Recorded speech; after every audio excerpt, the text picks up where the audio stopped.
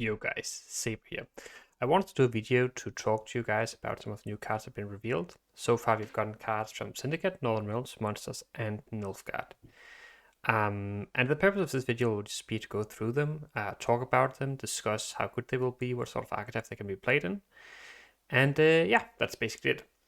So I already did a video covering the Syndicate cards, but we'll just start off with them anyway. And so basically, all factions got 4 new cards. And Syndicate got some cards to support the bounty mechanic, the bounty archetype.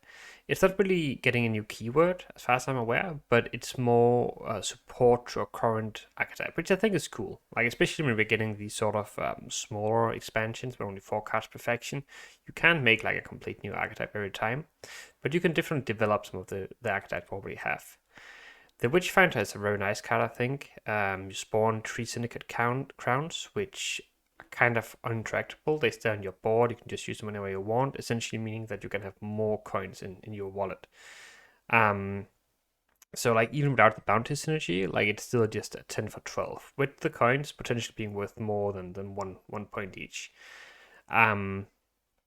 But regarding the bounty, it kind of depends, right? I think this is a sort of card you could probably play in some decks that don't really play bounties necessarily, like just, have a few control cards, maybe like Heat Wave, maybe a Horson, maybe Ewald, maybe a Tunnel Drill, these sort of cards, because you just play this, plays for 10 points, and then you get a bounty. If they purify it, well, it's already pretty much worth its privation value, and it will just keep on doing the same thing, right? So you don't really need that many ways to actually get value from this Witchfinder, in my opinion.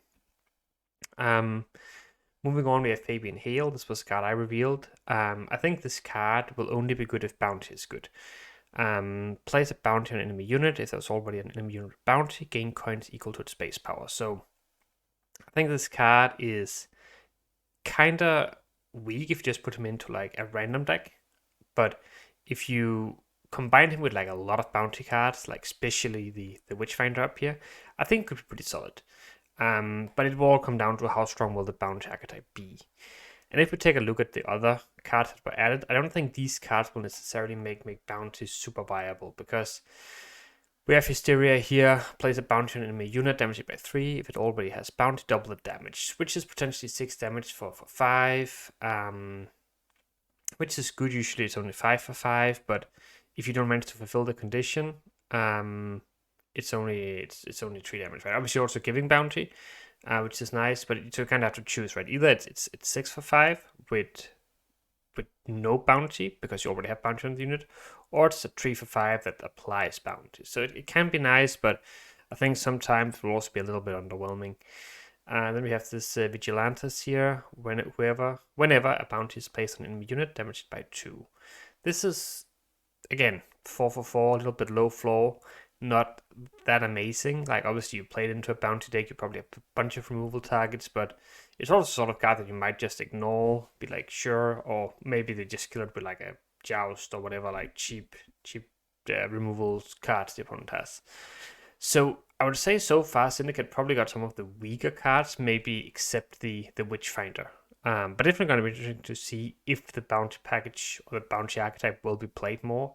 And again, it also depends on the balance patch, right? We know we will get a balance patch. We need to take that into account.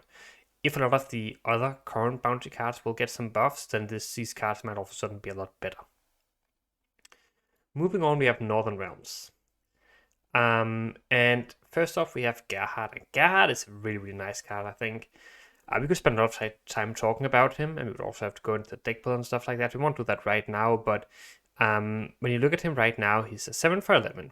And then he has the Seal Patience ability. And for those of you who don't know what patient means, then it means that your X number goes up by 1 each turn. So essentially, if you play him with Seal, just activate him right away, he will give you a 4 operation spell, which currently is guaranteed to give you a Pact, meaning that you will be a 13 for 11.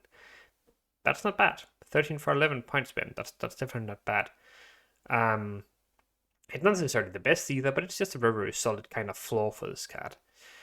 But now, obviously, this is not necessarily how you want to use him. You could use him, play him early on, and then just wait, try to set up a big privation spell. And who knows, like maybe we'll get other cards that will accelerate the patience, so we can get it even higher than would otherwise be possible. Obviously, that wouldn't be possible with the cards we have seen here, but I think maybe, who knows, maybe some of the cards that will get reworked for NR, because I think that is already confirmed that we'll get some reworks for NR. Maybe they will allow you to play around with that number, who knows. So you might be able to get some very, very high provision spells, and that might enable Gerhard to potentially be very, very strong. But the fact that he has a floor of 13 for 11, if you use the seal ability and potentially can give you something very big, that is a nice card that will probably see play in a lot of NR decks.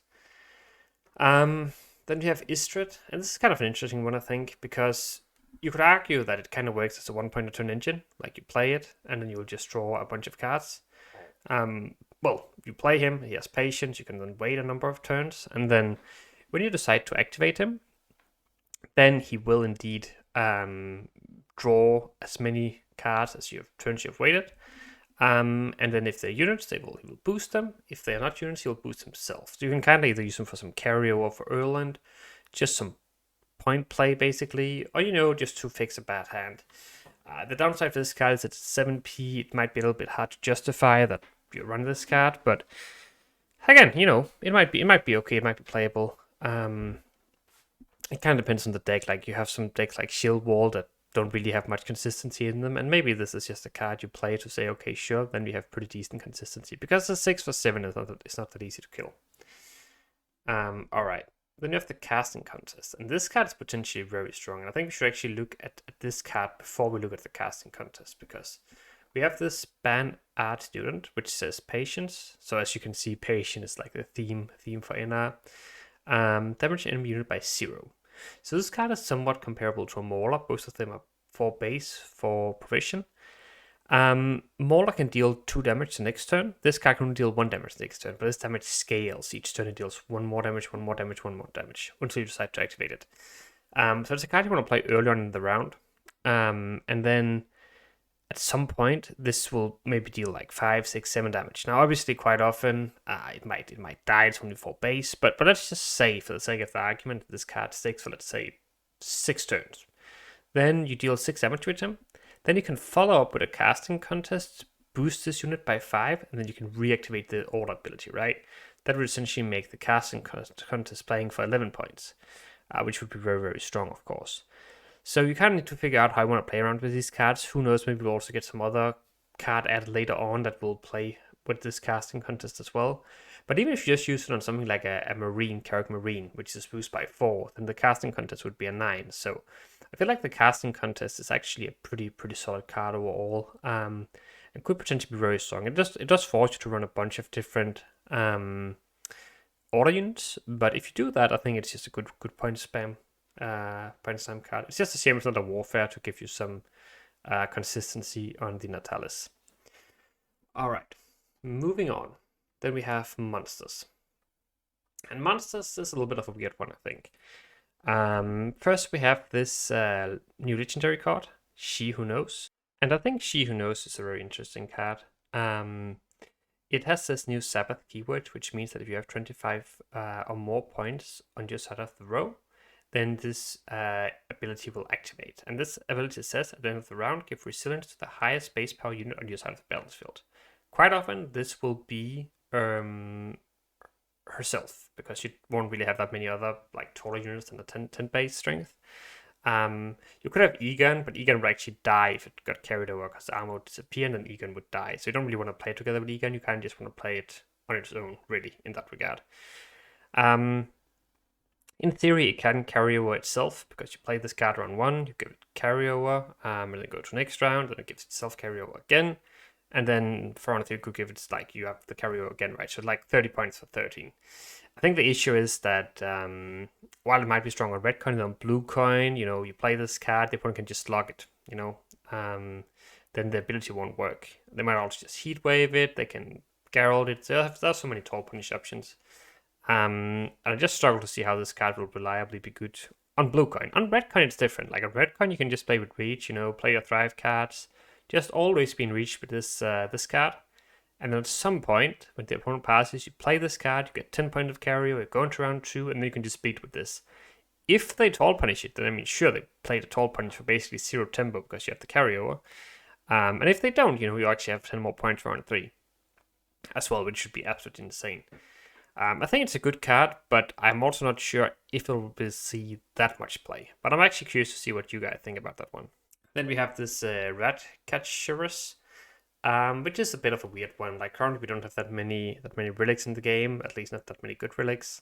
This is a 9 for 7. You could ask yourself, would you play a 9 for 7? Well, Golett right now is a 10 for 8, which doesn't really see much play. You could argue that Golett also has a more of a downside, but it's still not like super meta, but it's not a terrible card either. So if we look at this one, then I mean, it's kind of a weird one, right? Whenever this unit is damaged, reduce its space power by 1. If it has Sabbath, it cancels this ability.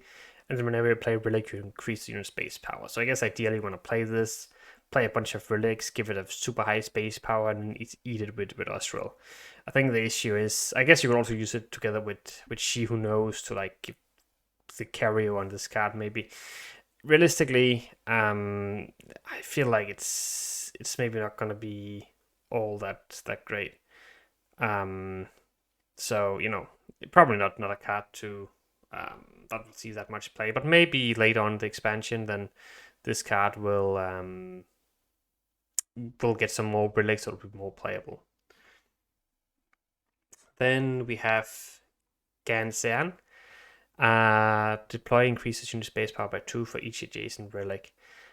So basically, if you play it with no support, it's a 5 for 5, which is bad. If you have one adjacent relic, then you're playing a 7 for 5, which is playable, but still a little bit underwhelming. And if you play it with 2 adjacent relics, it's a 9 for 5, which is really, really good. What to keep in mind here is that, again, there are not that many good relics in the game. It will be hard to find good value from this card, I think. And yeah, I mean, I just think the card is not that good right now. The ability itself can be strong if you had enough good relics. Like if it's just set increase this unit space power by 2 for each adjacent unit, then I mean it would be a great card, right? So it's all about, do we have enough relics that are good? And if we have that, I mean, then you play a 9 for 5, then you can play something to eat it later on, right? So you could get even better value from the base power potentially. You could also use Necromancy on it to play it again. So if you play a 9 that is strengthened by 4, right? That's like really, really good. 13 for the price of Necromancy. So there are some cool combos. But people have to wait and see. I think we need more support for this to be very good. Then we have the Witch Apprentice. And this card is a funny one, right? Because I think a lot of people think this one is going to be very, very strong. I also think it's going to be good, but maybe not like completely broken as some people indicate. So the thing is that it reads Sabbath at the end of your turn, boost health by 2. This is obviously kind of comparable to Doggo, which is also doing the same thing, right? It doesn't have the Sabbath condition. It has, it says when if this unit is not the highest unit on the battlefield, boost health by 2. So they kind of do the same thing, but the thing is that this card is much harder to activate, I think. So you kind of need to play a bunch of units on one row. So it might take you 3, 4, 5 turns to get this amount of points in one row, and then you can play this. Then it will still play for good value, and it's hard to kill. But if you want to bleed, maybe this card won't find value. There can just be situations where it will just end up being a 4 for 4. And the other thing to remember is that quite often you want to start off with your bronze cards, and you want to play your golds later on. This card is kind of the opposite. You want to play your gold point time cards first, and then you can play this card. So I think a lot of monster decks will try to include this, and some decks like Vi and maybe Killy, it could be very good. But it's a card you also have to be a little bit careful of, because, sometimes it might just be a 4 for 4. But as for 4p, you can put it in your deck and you can mulligan it if you need to, I think. So pretty solid overall, I would say.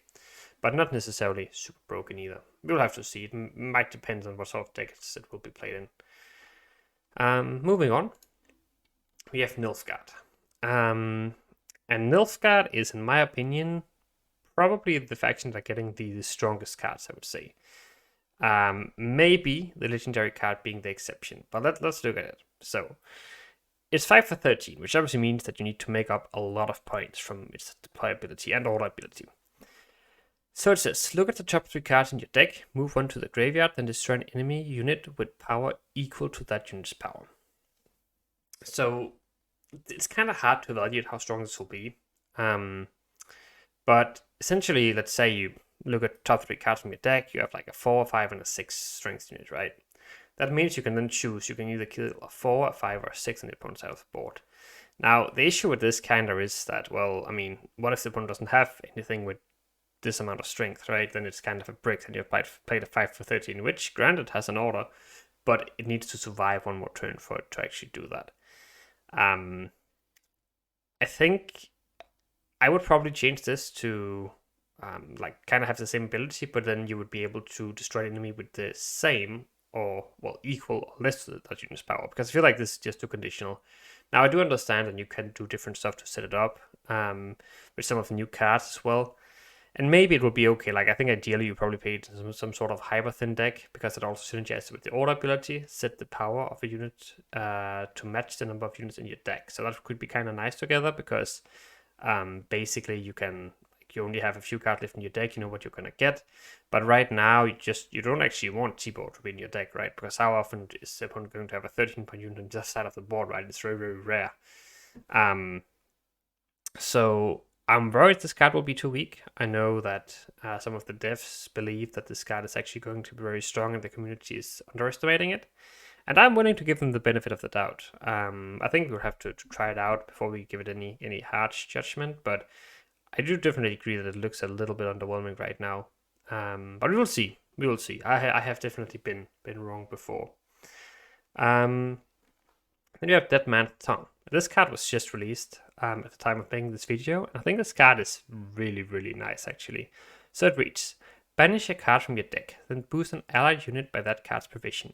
If the banished card was a bronze, banish another bronze card from your deck and boost the same unit by that card's provision cost. So there are two ways you can use it. Either you draw this card in round 3, and you're in a shitty situation where you miss some high-end gold. Maybe you miss your Neuromancy, maybe you missed your Masquerade Ball, stuff like that. Then this card can maybe play for 13 or 15 points for 7, which is good, but obviously that only happens because you miss one of your high-end goals. So it's kind of like, it's nice, but you're probably still going to lose because you missed your high-end card, right? So it's not really that great. I think the way you usually want to use it is to use it with the banish a bronze effect, right? So basically you have to find a bronze card. And I guess, yeah, you can just banish two different bronze cards, right? And getting rid of 2 4Ps, that's good. Like 2 4P thinning for 7 provision. And 8 points of tempo is definitely not bad. It's also proactive. Well, it requires you to have units on your side of the board, but you don't need to interact with the opponent. So 8 for 7, get rid of 2 4Ps, greatly increase the likelihood of finding a gold trade on. I think that's very strong, in my opinion. And I think this card will see play in a lot of different sort of decks. Definitely a very, very good card, in my opinion. Then we have the Blight Maker. And this one is an interesting one. It says, move a card in your deck to the top of it. If it was a mage, spawn the Guardian in this row. If it was a special card, spawn and play a Cow Caress. So this card is kind of nice, right? So I think quite often what you will use it for is that you will use it to pull a mage to the top. That will quite often be this card, the Mage Assassin. So the main combo will be you pick this card, move it to the top. This Blightmaker will spawn the Guardian. So this is actually playing for 7 points. The Guardian is a 3-point token. Then you put this one to the top. This one is 2 base. It damages a unit by 2 if it's moved to the top. And summons itself. So basically you're thinning a 4P, and you're playing 11 points for the cost of these 5 provisions, which is a very, very, very powerful combo in my opinion. And most of people also seem to think that this combo is just broken. I don't think we have anything comparable to this in terms of strength. I guess you could look at the discard package where you have Scald and Skirmisher, and that plays for 8 points, right, for 2 4Ps. Whereas in this case, we're actually playing for 11 for 4 plus 5. So you're paying 1 more provision, but you're also getting 3 more points. You also get some random damage, which might be better or worse. Might be a little bit worse than just pure point spam, but still. And another thing to consider is that this only requires you to have the Blightmaker in hand, whereas the other combo requires you to have both cards in hand. So this is actually much more consistent in terms of thinning, I would say. And I think, looking at this, we would probably need to have some sort of nerf to this combo. Again, I don't want to judge too much because it's like we haven't played with around the cards yet. We haven't seen the balance changes, but looking at it, I just don't see how this is fair compared to a lot of the other cards we have in the game right now. But that being said, like I like the combo. I think it's very cool interacting with your own deck, setting up stuff. Like you can also use it to, if there are some gold mages you want to find, you can put them on the top, right? So very strong combo. And overall, I mean, also Rinse is a mage, right? So you can also move this card to the top to get access to him if you want to. So yeah, I would say it's a very strong faction. At least, like, we're getting some strong cards from Nilfgaard. Maybe bad the legendary, but we'll see. We'll see on that. But yeah, overall, really excited. We still haven't seen Skellige and Squirtle yet, or the neutrals, I don't think. Yeah, they're still empty. We'll get them in the next couple of days, and I'll also do a video when all of them are released, and we can talk about the remaining ones. But for the time being, thanks for watching the video, and see you next time. Bye, guys.